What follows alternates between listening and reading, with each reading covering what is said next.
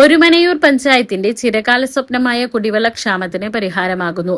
ഇതിനായി 5 ലക്ഷം ലിറ്റർ സംഭരണ ശേഷിയുള്ള ജലസംഭരണി നിർമ്മിക്കുമെന്ന് പഞ്ചായത്ത് പ്രസിഡന്റ് PM താഹിർ വാർത്താസമ്മേളനത്തിൽ അറിയിച്ചു. തൃശൂർ കോർപ്പറേഷൻ അർബൻ ആഗ്മെന്റേഷൻ പദ്ധതിയിൽ ഉൾപ്പെടുത്തിയാണ് കുടിവെള്ള സംഭരണിക്ക് 4.5 കോടി രൂപയുടെ ഭരണാനുമതി ലഭിച്ചത്.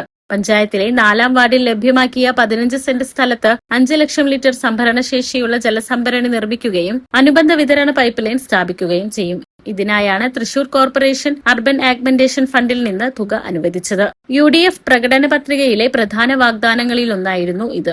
ഒരുമനയൂരിലെ കുടിവെള്ള പ്രശ്നത്തിന് ശാശ്വത പരിഹാരം ഉറപ്പാക്കാനുള്ള ഈ പദ്ധതി എത്രയും വേഗം യാഥാർത്ഥ്യമാക്കുന്നതിനായി തുടർന്നും ശക്തമായ ഇടപെടലുകൾ നടത്തുന്നതാണെന്ന് പ്രസിഡന്റ് പറഞ്ഞു. ജില്ലാ പഞ്ചായത്ത് അംഗം ശ്രീഷ്മ ബാബുരാജ്, ബ്ലോക്ക് പഞ്ചായത്ത് മെമ്പർമാരായ KJ Chacko, PM Sahid, Orumanayur panchayat vice president Nashra Muhammad, standing committee ചെയർമാൻമാരായ RS Shakkeer, PK Kabeer, member Hisham Kappal, secretary Shibudas Komeri എന്നിവർ വാർത്താസമ്മേളനത്തിൽ പങ്കെടുത്തു.